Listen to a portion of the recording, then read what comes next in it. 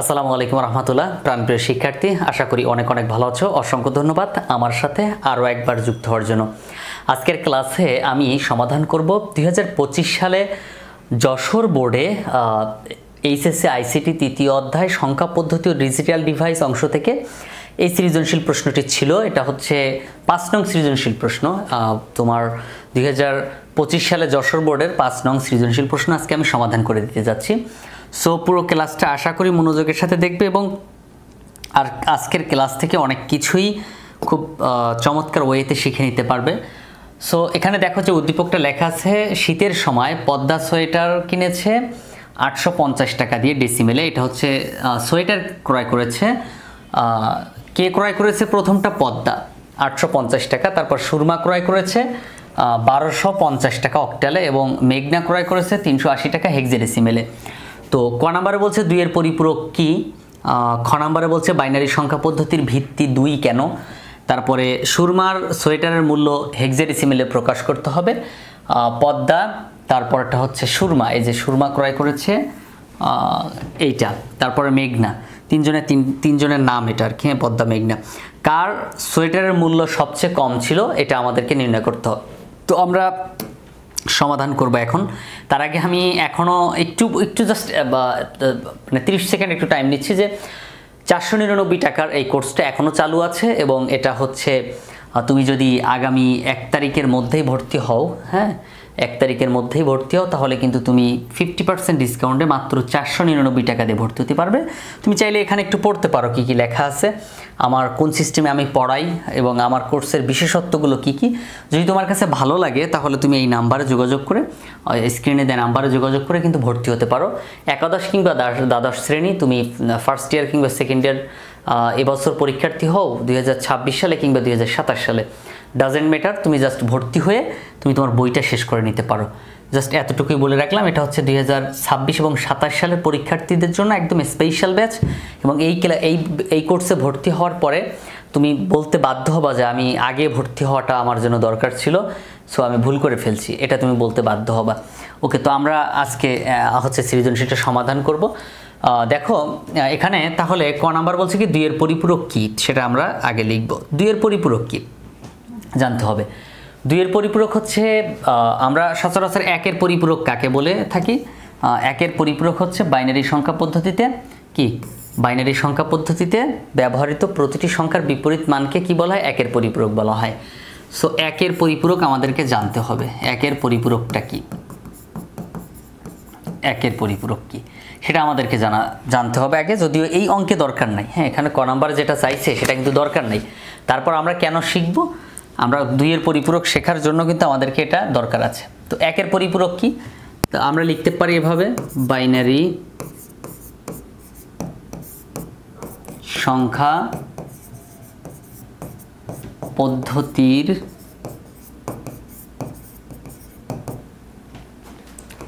প্রতিটি অঙ্কের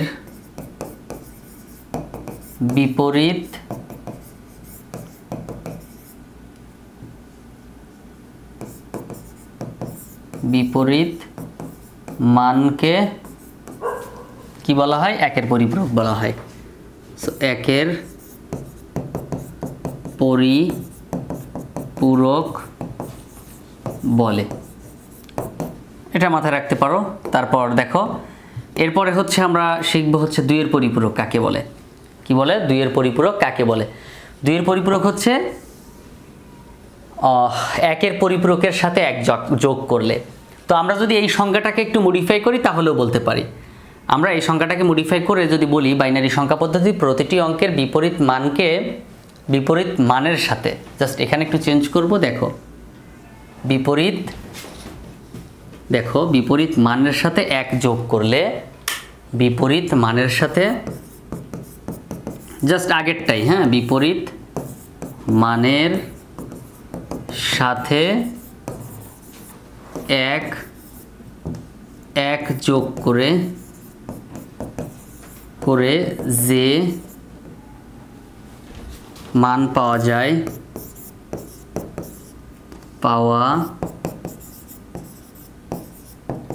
যায়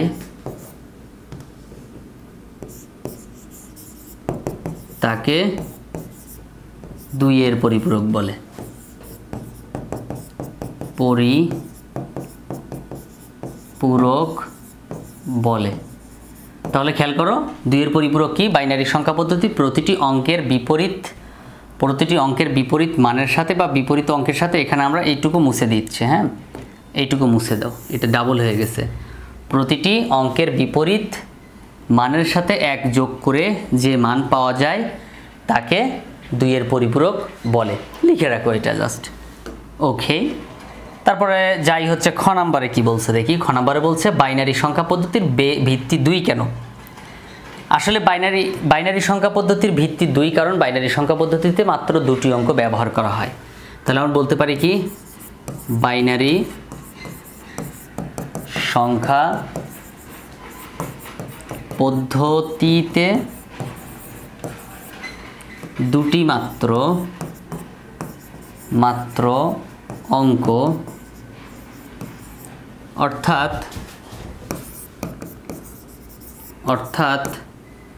0 ও 1 ব্যবহার করা হয়। এজন্য বাইনারি সংখ্যা পদ্ধতির ভিত্তি 2। বাইনারি সংখ্যা পদ্ধতির ভিত্তি 2। কি পারবা না? অবশ্যই পারবা। সো এবার এটা লিখে আরও বিস্তারিত তুমি লিখে দিতে পারো, অন্য সংখ্যা পদ্ধতির সংজ্ঞা তুমি এখানে টেনে আনতে পারো। সো তারপরে তুমি দেখতে পাবা যে অঙ্কটা হয়ে গেছে। আর আগের বার একটা যেটা 1 এর পরিপূরক 2 এর পরিপূরকে আমরা নর্মালি 1 এর পরিপূরক বলতে বুঝে থাকি। সাপোজ এটা একটা সংখ্যা, এখানে অনেকগুলো অঙ্ক আছে। তো 1 এর পরিপূরক মানে 1 এর জায়গায় 0 লেখো, 0 জায়গায় 1 লেখো, 0 জায়গায় 1 লেখো, হ্যাঁ 0 জায়গায় 1 লেখো, তারপরে 1 এই 0 জায়গায় 1 লেখো, তারপরে 1 এর জায়গায় 0 লেখো। এটা হচ্ছে 1 এর পরিপূরক। এবার এই 1 এর পরিপূরকের সাথে 1 যোগ করলে 2 এর পরিপূরক। এটা হচ্ছে 1 এর পরিপূরক। দেখ তোমাকে বোঝানোর জন্য আমি লিখে দিলাম, তুমি চাইলে লিখে রাখতে পারো। আর 2 এর পরিপূরক হচ্ছে, এটা সংজ্ঞার মধ্যে লেখার দরকার নেই। 2 এর পরিপূরক এই 0 1 যোগ করলে 1, তারপরে 1 দেন 1 1 0। দেখো এটা হচ্ছে 1 এর পরিপূরক 2 এর পরিপূরক, জাস্ট, তাছাড়া কিছু না। ওকে, তারপর দেখো এরপর আছে কি সুরমার সোয়েটারের মূল্য হেক্সাডেসিমেলে প্রকাশ করো। এবার আমরা অঙ্কে প্রবেশ করলাম। হেক্সাডেসিমেলে প্রকাশ করতে হবে। তো সুরমার সোয়েটারের মূল্যকে আমরা হেক্সাডেসিমেলে নিব। তো এখন সুরমার সোয়েটারের মূল্য কত? 1250 টাকা, এবং এটা ডেসিমেলে অক্টালে আছে। এই যে সুরমা সোয়েটার কিনেছে কত? 1250 টাকা, যেটা অক্টাল আছে, এবং অক্টাল থেকে হেক্সাতে নিতে হবে। মানে এত সহজ প্রশ্ন কল্পনাও করা যায় না। হ্যাঁ 1250, খেয়াল করো। তাহলে এটা কি? গ নাম্বার প্রশ্নের উত্তর কি ছিল? 1250 টাকা ছিল অক্টালে। তো তুমি এটা সাজায় তো তুমি নিজে থেকে লিখতে পারবা, তাই না? এগুলো তো তুমি নর্মালি পারো, আমি জানি তুমি পারো, এটা তোমরা পারো। কি যেমন এখানে তুমি লিখবা সুরমার সোয়েটারের মূল্য, সুরমার সোয়েটারের মূল্য কত টাকা? 1250 টাকা, অক্টালে আছে। তো এটাকে আমরা কি করব এখন? এটাকে আমরা হেক্সাতে রূপান্তর করব। 1250 অক্টালে, 1250 অক্টালে আছে, এটাকে আমরা হেক্সাতে নিব। এই যে হেক্সাতে নিতে বলছে, এই যে দেখো প্রশ্নে দেখো লেখা আছে হেক্সাডেসিমেলে রূপান্তর করতে হবে। তো আমরা জানি অক্টাল এবং হেক্সার মধ্যে একটা থেকে আরেকটা নেওয়া যায় না, এজন্য মাঝে আমরা বাইনারিকে ব্যবহার করে থাকি। আমরা মাঝে কি করি? বাইনারিকে ব্যবহার করে থাকি। তাহলে অক্টাল থেকে হেক্সাতে যাওয়া যায় না, এজন্য অক্টাল থেকে আগে বাইনারিতে নিতে হয়। আর অক্টাল বাইনারির মধ্যে 3 বিটের সম্পর্ক, মানে প্রত্যেকটা অঙ্কে 3টা করে মান বের হবে। সো আমরা যদি এই 1250কে যদি আমি অক্টাল থেকে বাইনারিতে নেই, তাহলে প্রথমে 0-র জন্য কয়টা মান বের হবে? 3টা মান বের হবে। 0-র বাইনারি মান 0 0 3টা। 5-এর মান কত? 5-এর মান হচ্ছে 101। কত হবে? 101। দেখো তো এখানে 3টা বের হয়েছে না? বের হয়েছে। তারপরে 2-এর জন্য কত হবে? 2-এর জন্য 10। এখানে কয়টা বের হয়েছে বলো তো? 2টা, 0 এবং 1। তাহলে সামনে আরেকটা 0 দিয়ে 3টা বানায় নাও। তারপর দেখো, তারপর 1-এর জন্য কত হবে? 1-এর জন্য 1, সামনে 2টা 0 দিয়ে 3টা বানায় নাও। এখন এই হচ্ছে আমি কি পাইলাম? বাইনারি মান পাইছি। এটারে কি বলবো? বাইনারি মান বলবো। হ্যাঁ বাইনারি, ওকে বাইনারি সংখ্যা বলবো। ওকে, বাইনারি সংখ্যা বলবো। এবারে বাইনারি থেকে কি করব, হেক্সাতে যাব। তো এই বাইনারি মানটাকে একটু সাজাই নিবা না, সুন্দর করে একটু সাজাই নাও। তো এই সামনে দুইটা শূন্য তুমি চাইলে বাদ দিতে পারো, কারণ ওই শূন্য দরকার নেই, ওই শূন্যর কোনো কাজে লাগবে না। হ্যাঁ, এই সামনে শূন্য। তাহলে আমি যদি 1 থেকে লিখি 1, তারপর এই যে শূন্য আছে, তারপর এই যে 1 আছে, তারপর শূন্য আছে, তারপর 1 আছে, তারপর শূন্য আছে, তারপর 1 আছে, তারপর 3টা শূন্য আছে। খেয়াল করেছ? হ্যাঁ। এবার আমরা কি করব, হেক্সাতে নিব। তো আমরা জানি কি এটা আছে কি বাইনারিতে না, তো বাইনারি হেক্সার মধ্যে কয় বিটের সম্পর্ক, 4 বিটের সম্পর্ক। আমি কিন্তু নিয়মগুলো করিয়েছি ইতিমধ্যে। তো 4টা আলাদা করো, 1টা 2টা 3টা 4টা, এই 4টাকে আলাদা করো, 1টা 2টা 3টা 4টা, এই 4টাকে আলাদা করো। তারপর এখানে 1টা 2টা আছে, তাহলে এখানে 4টা বানাও। সামনে শূন্য দিয়ে 4টা বানায় নিতে হয়। অবশ্য আমার এখানে তো করতে পারতাম কাজটা, তারপর ব্যাপার না, ওকে, একই কথা। তাহলে এখানে 4টা, এখানে 1 0 0 0, 1000 না, 1000 কতর বাইনারি মান, 8-এর বাইনারি মান কত, 1000। তাহলে এখানে লিখবো কত, 8 লিখবো। তারপর দেখো তো, তারপর কত আছে এখানে, 1010। 1010 মানে কি, 10-এর বাইনারি মান। 10 মানে কি এ, মানে 10-এর বাইনারি মান কত হয়, 1010 হয় না, 1010 হয়। আর এই 10 মানে কি বুঝায়, হেক্সাডেসিমেলে এ বুঝায়।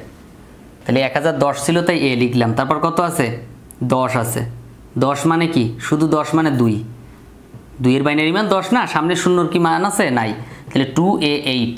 তাহলে এটাকে যদি আমি হেক্সাতে রূপান্তর করি তাহলে কত হয়, 2a8, 2a8। তাহলে তুমি কি লিখতে পারো বলো তো, এখানে বেস 16 দিয়ে দাও। তুমি লিখতে পারো সুরমার সোয়েটারের মূল্য হেক্সাডেসিমেলে 2a8 হয়, এটা তুমি লিখে দিতে পারো। এরপরে চলো ঘ নাম্বারে যাই। কার সোয়েটারের মূল্য সবচেয়ে কম ছিল, কার সবচেয়ে কম ছিল এটা নির্ণয় করতে গেলে আমাদেরকে যার যার কথা বলছে তাকে তাকে ডেসিমেলে নিতে হবে, কারণ আমরা বাস্তব জীবনে ডেসিমেল পদ্ধতি ব্যবহার করি এবং আমরা খুব সহজে খুঁজে বের করতে পারি কোনটা ছোট কোনটা বড়, কে ভালো কে খারাপ, এটা বের করতে পারি। এই জন্যই বললাম যে আমরা যদি ডেসিমেলে রূপান্তর করি তাহলে খুব সহজে বলতে পারবো, যে ডেসিমেলে রূপান্তর করতে পারলে সহজে বলতে পারবো কার মূল্য বেশি কার মূল্য কম। তাহলে আমরা একের পর এক সবাইকে ডেসিমেলে রূপান্তর করব। তো আমি একটা বিষয় খেয়াল করে দেখলাম যে পদ্মার সোয়েটারের মূল্যটা কিন্তু ডেসিমেলেই আছে, তাহলে এটা কি ডেসিমেলে নেওয়া লাগবে, লাগবে না। সুরমারটা আছে 1250 টাকা, এটা অক্টাল আছে, এটাকে ডেসিমেলে নিতে হবে। তো চলো আমরা ডেসিমেলে রূপান্তর করে নিই। তাহলে আমরা কি লিখব, সুরমার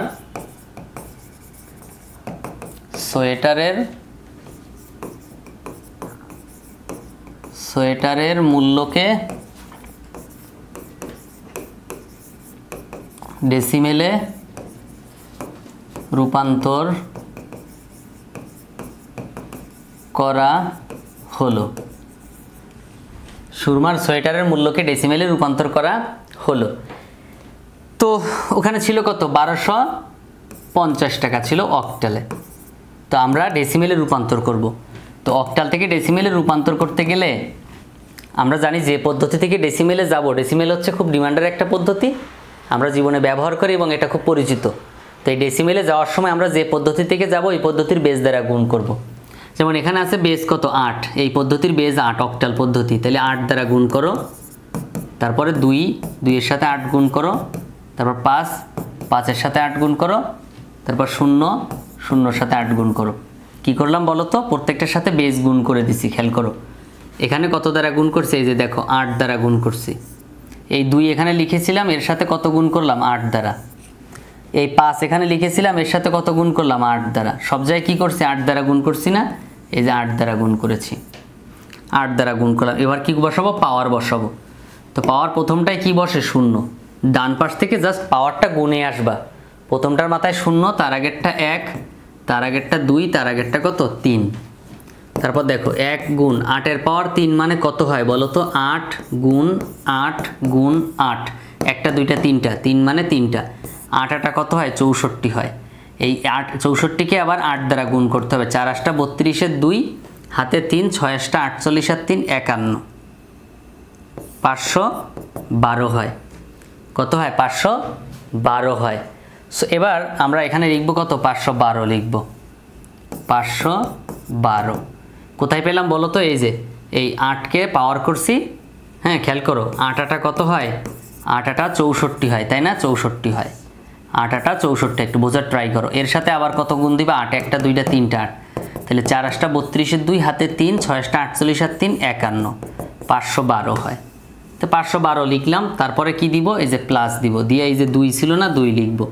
8 এর পাওয়ার কত আছে, 2 আছে, মানে 8 এর পাওয়ার 2 মানে 8 গুণ 8, 8 8 কত হয় 64 হয়। তাহলে এখানে লিখব 64 যোগ 5 গুণ 8 এর পাওয়ার 1 মানে 8 1 কে 8 যোগ 0 গুণ 8 এর পাওয়ার 0 মানে কত 1। কারো পাওয়ার যদি 0 হয় তাহলে সেটা 1 হয়, যদি 5 এর পাওয়ার 0 হয় তাহলে এর উত্তর 1। যদি তুমি 50,000 এর পাওয়ার 50,000 এর পাওয়ার যদি তুমি 0 দাও তাও এর উত্তর কত 1 হবে। তো আমি তাই লিখেছি 8 এর পাওয়ার 0 মানে 1 লিখেছি। 512 1 কে 512, তাই না, 512 1 কে 512, 64 দুগুণ কত হয় 128 হয়, তাই না, 64 দুগুণ কত হয় 128 হয়, 4 দুগুণ 8 6 দুগুণ 12, তারপর 50টা কত 40 হয়, 1 0 কত 0 হয়, কথা ক্লিয়ার, 0 হয়। তারপর এবার যোগ করো সবগুলো একসাথে, এখানে 0 8 আর 2 10, 10 এর 0 হাতে 1, 4 এর 1 5, 5 আর 2 7, 7 আর 1 8, তারপর বাকি আছে কে 1 আর 5, 5 আর 1 কত 6, তার মানে কত হলো 680 হয়েছে, তাই না, 680 হয়েছে। আমরা চাইলে কিন্তু ক্যালকুলেটারেও এই ছোট ছোট হিসাবগুলো করতে পারি খুব সহজে, ঠিক আছে, আমরা খুব সহজে ক্যালকুলেটারে ছোট ছোট হিসাবগুলো করতে পারি। অক্টালে ছিল কত 1250, এটাকে ডেসিমেলে হয় কত 680, তাহলে আমরা 680 টাকা পেলাম, তাই না, 680 টাকা পেলাম, এটা ডেসিমেল মান, এটা কিসে ডেসিমেল মান, কারটা সুরমারটা।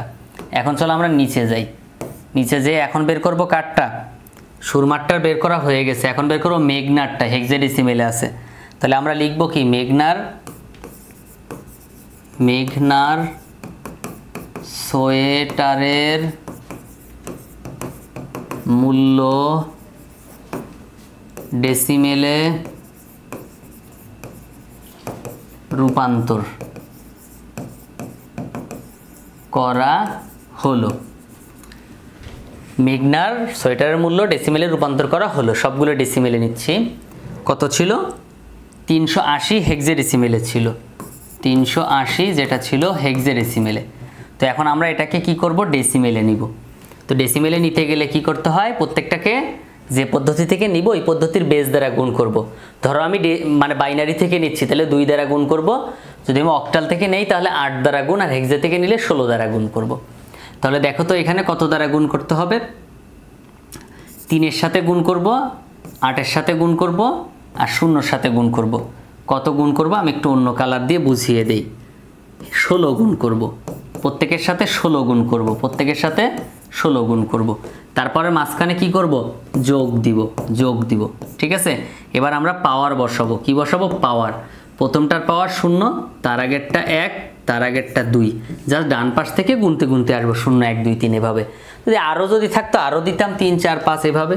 এবার দেখো পাওয়ারের কাজটা আগে করি, 3 গুণ 16 পাওয়ার 2 মানে 16 গুণ 16, তো 16 গুণ 16 কত হয় বলো তো, 16 গুণ 16 আমি একটু ক্যালকুলেটারে বের করি, 16 গুণ 16 256 হয়, কত হয় 256 হয়, 256 যোগ 8 গুণ 16 পাওয়ার 1 মানে 16ই হবে, যার পাওয়ার 1 থাকে সেটা ওইটাই বসে, যোগ 0 গুণ 16 পাওয়ার 0 মানে কত 1। তারপর দেখো 3 গুণ 256, তো 256কে 3 দ্বারা গুণ করলে হয় কত 768 টাকা হয়। তারপর 8 আর 16 গুণ করো, 8 গুণ 16 তাহলে 128 টাকা হয়, 0 1 কত 0। এবার এইটা যোগ করো, কত হয় 768 সাথে যোগ করলে 896 হয়, এটা হচ্ছে ডেসিমেল মান, এটা কি ডেসিমেল মান। তাহলে এখন আমরা যদি এটা ক্যালকুলেশন করে দেখি, হচ্ছে হেক্সাডেসিমেল থেকে আমরা হচ্ছে 380 ছিল হেক্সাডেসিমেলে, 380 ডেসিমেলে নিলে কত হয়, 380কে ডেসিমেলে নিলে হয় 896। এখন বলো কার কত টাকা দাম, তাইলে হচ্ছে সুরমার হচ্ছে মেঘনার 896 টাকা। খেয়াল করো মেঘনারটার দাম কত, এখানে যদি আমি লিখি মেঘনার 896 টাকা, 896 টাকা, মেঘনারটার দাম কত 896 টাকা। 680 টাকা হচ্ছে সুরমারটা, সুরমা কত 680 টাকা। আরেকজনেরটা ছিল এখানে দেওয়া, পদ্মারটা ছিল 850 টাকা, পদ্মা 850 টাকা।